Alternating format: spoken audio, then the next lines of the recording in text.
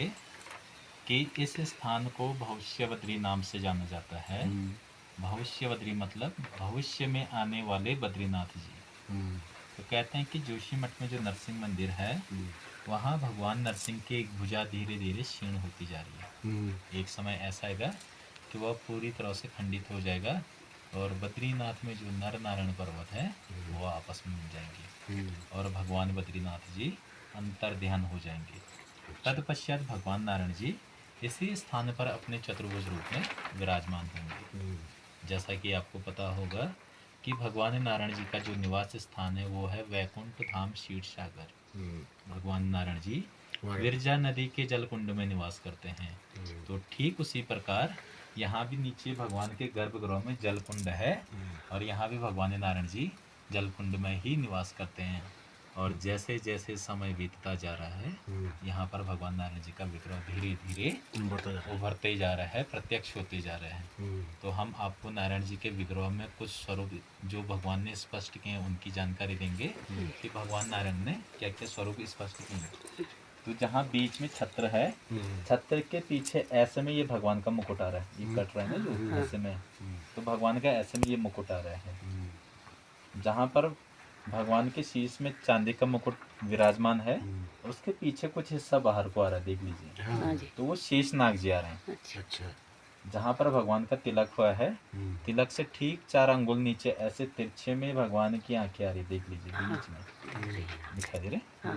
और यहाँ पर भगवान नारायण जी अपने घुटने के बल बैठे हैं, घुटने पे हाथ रखा है। तो जहाँ पर ये पुष्प रखा है उसके नीचे जहाँ पर तिलक हुआ है वहाँ पर देख लीजिए भगवान ने अपने घुटने पे हाथ रखा है, देख लीजिए। भगवान के बाएं अंग में माता लक्ष्मी, ईश्वर गणेश जी, जहाँ पर तिलक हुआ है वहाँ पर गौर से देखेंगे तो गणेश जी ध्यान मुद्रा में बैठे हैं, देख लीजिए। गौर से देखेंगे कि तिलक के नीचे सूंड है और गणेश जी ध्यान मुद्रा में, और जो घुटने के नीचे जो पाँव की ये उंगलियां रहती है ये इस ओर से दिखाई दे रही है। अच्छा। गणेश भगवान जी ध्यान मुद्रा में और गणेश जी के ऊपर से गरुड़ जी है जहाँ पर छत्र के पीछे तिलक हो रहा है। तो जैसे जैसे नारायण जी का विग्रह बढ़ते जाएगा वैसे वैसे माता लक्ष्मी, गणेश जी और गरुड़ जी भी स्पष्ट रूप से दिखाई देंगे। तो कहते हैं कि संसार में एक समय ऐसा आएगा कि मनुष्यों द्वारा पाप अधर्म इतना बढ़ेगा कि पूजा योग्य कोई स्थान ही नहीं रहेगा। सारे हमारे मठ मंदिर दूषित हो जाएंगे मनुष्य की अधर्म की वजह से। तो संसार का एकमात्र यही स्थान रहेगा जहाँ पर भगवान नारायण जी की पूजा होगी। इसलिए इस स्थान को पंच बद्री में आखिरी बद्री कहा गया और इसे ही भविष्य बद्री कहते हैं कि भविष्य में भगवान बद्रीनाथ जी इसी स्थान पे आएंगे। और यहाँ पर जो भगवान का विग्रह उभर के आ रहा है वो स्वयं भू है, भूमि से स्वयं निकल रहे हैं। और इसी स्थान को इस धरा का द्वितीय भू वैकुंठ कहते हैं। पहला बद्रीनाथ, दूसरा भविष्य बद्री जहाँ पर भगवान नारायण जी साक्षात रूप में विराजमान है।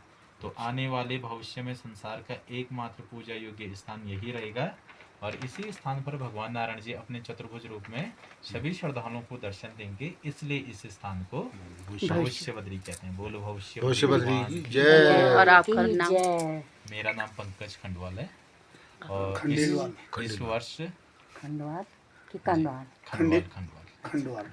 तो इस वर्ष भगवान की सेवा का अवसर मिला है। बहुत बहुत